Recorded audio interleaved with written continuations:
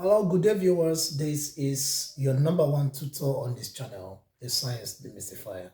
In today's video, I will be showing you the likely questions to expect in this forthcoming Wassce chemistry practicals salt analysis. So if you're a student, if you're a teacher, I want you to stay close to this video. Observe me carefully as I analyze the specimens that you're going to be working with on that day, and then the possible observations and the inferences you're going to make.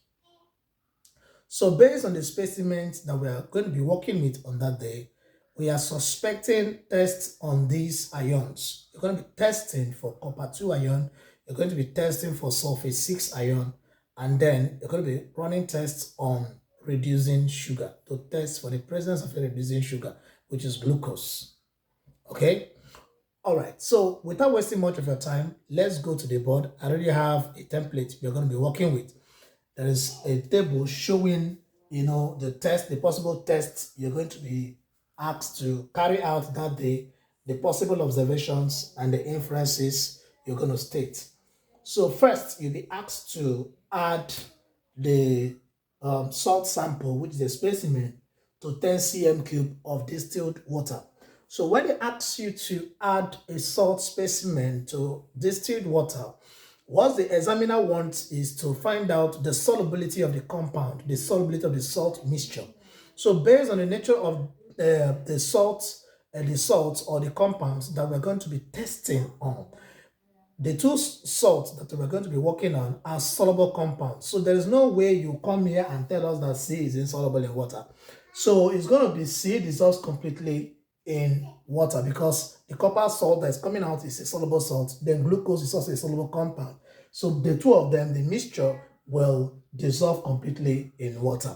And then what will be your inference? Soluble compound present. Soluble compound present. Okay, now let's go to the first test here, and that is the test with sodium hydroxide or aqueous ammonia. They can start with any one. Test with sodium hydroxide. You're going to be asked to divide the solution you produce after you dissolve C in water. You're going to be asked to divide it into 3 portions. So when you dissolve it into 3 portions, you will be asked to carry out specific tests on those portions that you have obtained after dividing the salt mixture. So when you add sodium hydroxide, as it is stated here, first portion of C plus sodium hydroxide in drops. When you add in drops, you're going to get a blue gelatinous precipitate. Of course, you and I know that when there is a blue gelatinous precipitate, you will have what? You have to suspect copper in that mixture. You have to suspect. The PPT will be insoluble. Why will the PPT be insoluble? Because copper 2 hydroxide is an insoluble compound. So once you add sodium hydroxide in excess of the reagent, the PPT will be insoluble. It will not dissolve. So the ion I'm going to suspect will be copper 2 ion present. Now, I'm going to draw another possible test, observation, and inference for the second portion of C. For the second portion of C. So for the second portion of C, you will be asked to add aqueous ammonia. You will be asked to add aqueous ammonia. You will be asked to add aqueous ammonia.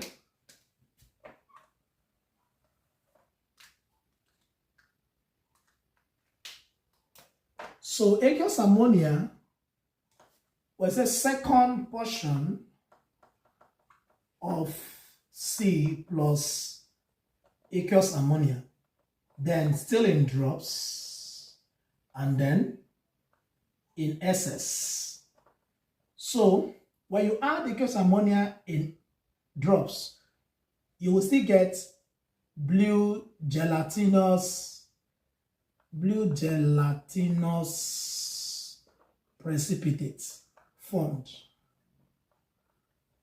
Then when you add in excess, PPT will dissolve. PPT will dissolve to form an intense blue solution. The PPT dissolves to form an intense blue solution. So why will the PPT dissolve when aqueous ammonia is used? Now remember that the principles of coordinate covalent bonding, is that there must be a molecule with a lone pair of electrons, which is ammonia, to form a complex with the copper 2 ion. So because you are adding ammonia solution into the salt sample, the salt solution, the copper 2 ion in the solution will form a complex with the ammonia molecules to give a complex. So that's why it will dissolve in the when you add excess of the reagent. So when that happens, that is when to confirm the presence of copper 2 ion. So you say copper 2 ion confirmed.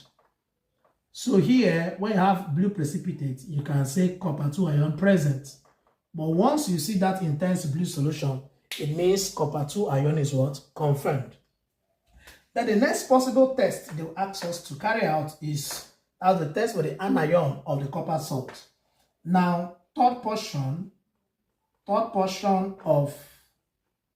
of C plus barium chloride plus barium, then plus HCl in excess, plus HCl in excess. So when you see barium chloride, as one of the reagents you're going to be working with, of course, you know the possible anions that we can test using barium chloride. One of them is sulfate 6 ion, we have sulfate 4 ion, we have triisocarbonate 4 ion. So these ions can be tested for using barium chloride because they form white precipitate when you add barium chloride. So adding barium chloride to the salt sample, you're going to get white precipitate, white PPT formed,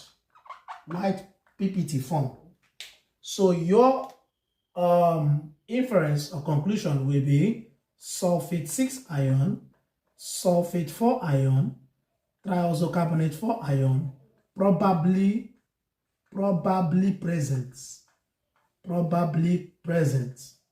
So that will be your inference. Now you're going to be asked to add HCl after the white precipitate is formed. You're going to be asked to add HCl in excess. So when you add the hydrochloric acid in excess, now the PPT is going to be insoluble. Now if the precipitate is insoluble, then you're going to infer that sulfate 6 ion is present. But if the PPT is soluble on addition of excess hydrochloric acid, it means triisosulfate 4 ion is what? Present. So that day, you're going to see the precipitate being insoluble on addition of what? Excess hydrochloric acid. And what will be your conclusion? So your conclusion will be SO4. Please permit me to clean this part so that I can write it. So let me lift my hand up here so I can state it here. So up here, I'm going to write that sulfate 6 ion is what? Present. Sulfate 6 ion is present. That is when you add HCl in excess. Okay, so the next possible test that they will ask us to carry out that day will be with the, I think we have done with the third portion, okay, might be with the fourth portion of this ion is present. That is when you add HCl in excess.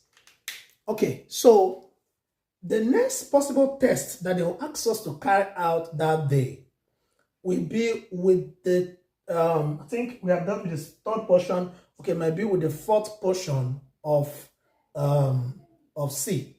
So where you'll be asked to add failing solution. So you have fourth portion of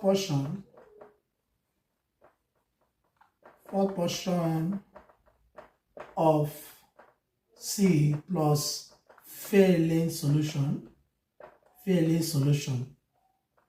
then plus heat. You'll be asked to boil. You understand? So when you add failing solution to reducing sugar, you will see a brick red precipitate formed. So brick red precipitate, brick red PPT formed. And that is the test for reducing sugar.